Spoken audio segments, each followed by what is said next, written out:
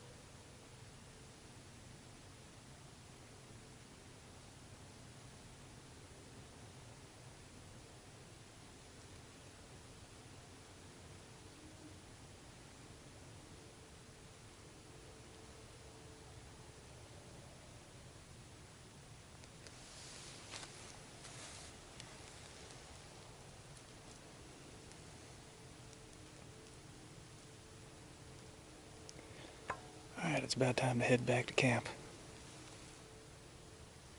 Try to get a fire going.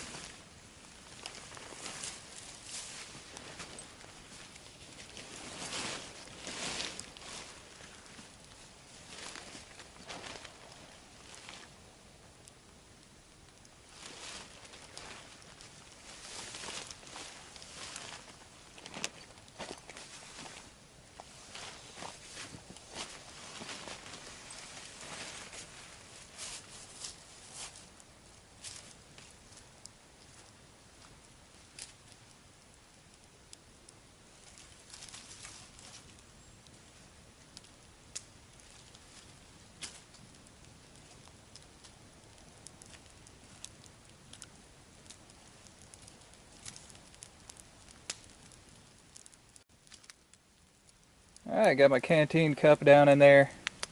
Gonna boil some water in the coals. And whenever that's done, I got one of these beef stew Mountain House meals. The dinner of champions.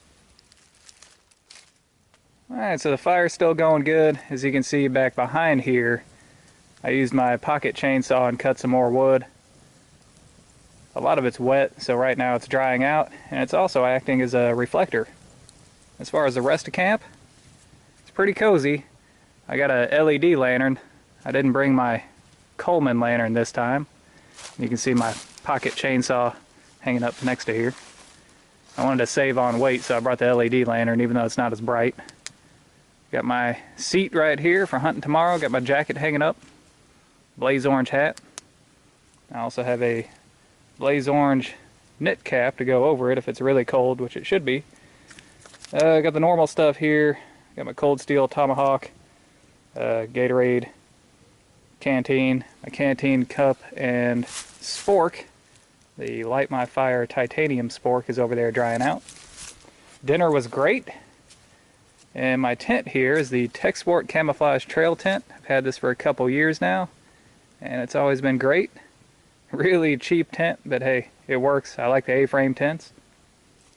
And I'm not using any type of tarp or anything over here to keep my gear in. I just shoved it all in the tent there. And I got the deer cart here. If I don't get anything, I'm probably just going to leave that out here, because there's really no other place that I use it. Alright, so overall, really cozy, really happy with this. And hopefully, everything pays off in the morning.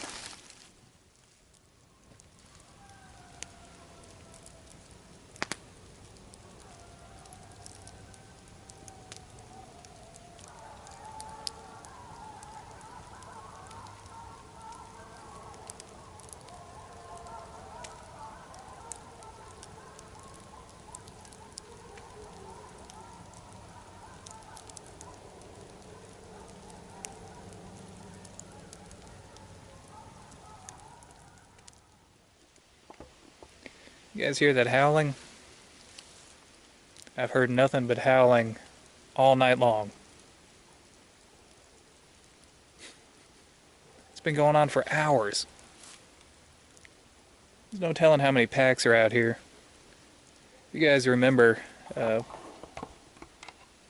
still happening. If you guys remember, whenever I checked the trail camera out here the last time, I had about 90 videos on it, and almost all of them were coyotes. So I think it's safe to say that they're still out here. And I'm beginning to think that I got a much better shot at getting a coyote tomorrow than I do an actual deer. We'll see how it goes.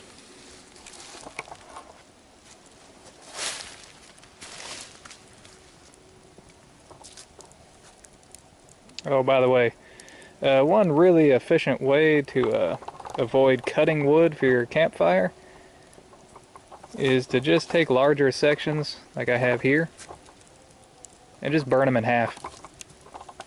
You can drag some pretty big sections over. And you burn them in half, then you burn them in a quarter, and so on. It's a lot easier than cutting.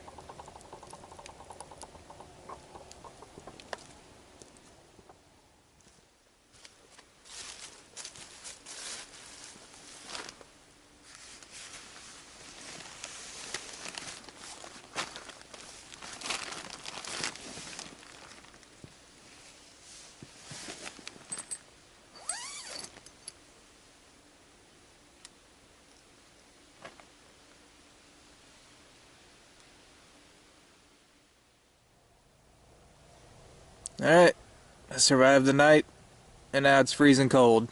Let's get moving.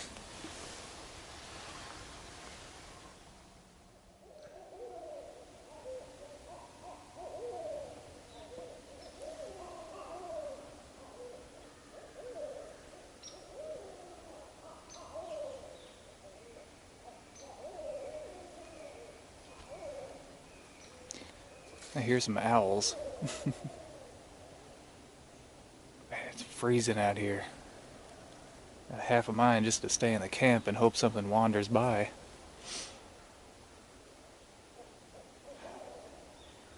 But I guess I'll get moving.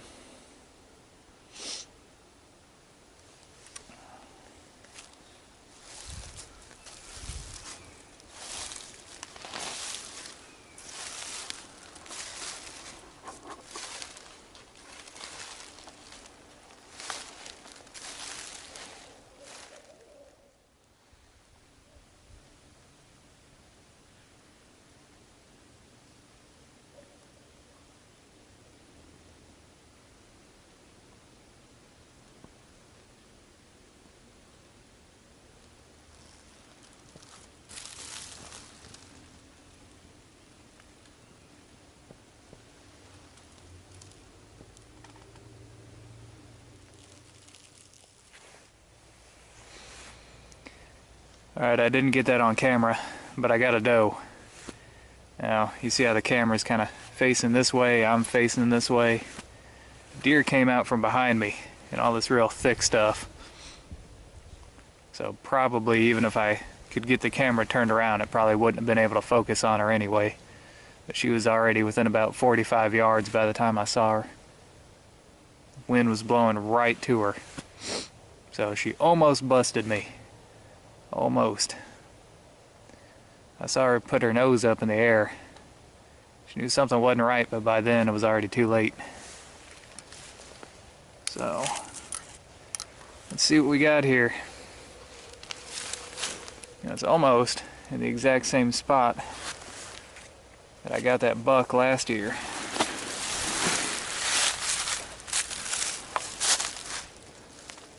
Almost.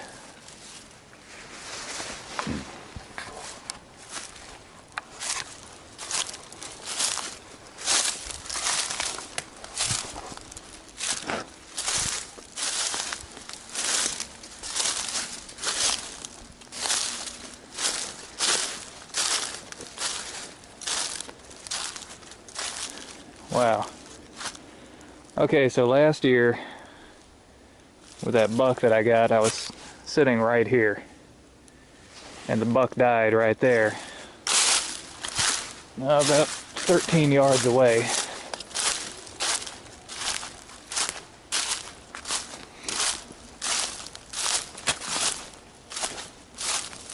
This is right where the buck fell.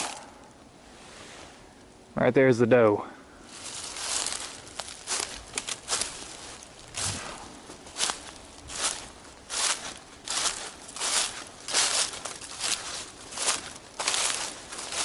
Oh, she got a big body on her. Alright, here she is. And that is a big doe. Holy smokes. That is a big doe.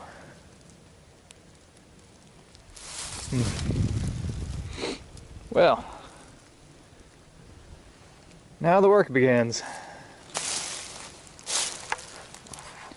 Once again, the knife that I brought with me, the same one I've used all season, is the Air Force Pilot Survival Knife. Still haven't had to sharpen it. It's honed really well, so all I got to do is clean it up and kind of strop it a little bit. That edge has been coming right back. Here it is, third deer of the season.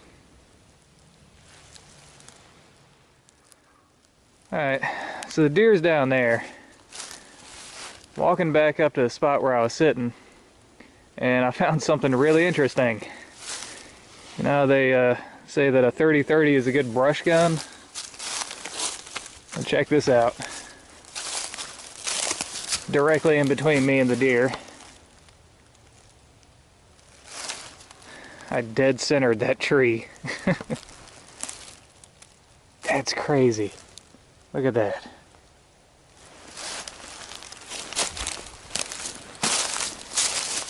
Here's where it went in.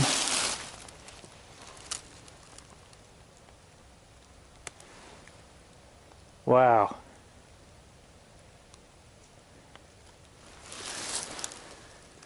Still did the job.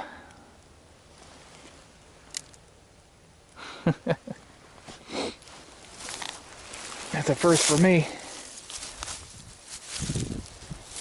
Alright, we got the doe on the cart here. She fills up most of it. It can handle a little bit larger deer, but not too much. We almost had another double header just like last year. Whenever I was gutting her, a little 4-point buck walked up probably 25 yards away. And he'd look at the doe, and he'd look at me, look back at the doe, look back at me. You could tell the wheels were turning. The rut makes them do crazy things, and right now is pretty much the peak of the rut.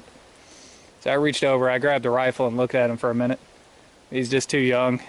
I already got a freezer full of meat now, so we can afford to be a little bit more selective in the deer that we get. And anyways, I think I'm going to go ahead and leave from here. Go back to the camp, pack everything up, and then head out. So, I hope you guys enjoyed it. It was a cold trip. It was a short one, but it was eventful. So until next time. Thumbs up. We got a long drag out now.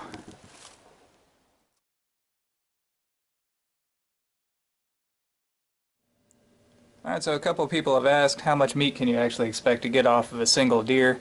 Well, if you remember that one that I got with my crossbow during archery season, here it is. Just got it back today. Need to pack it all in the freezer here. This is an average size doe for this area. Here you go. As you see, this basket here is completely full.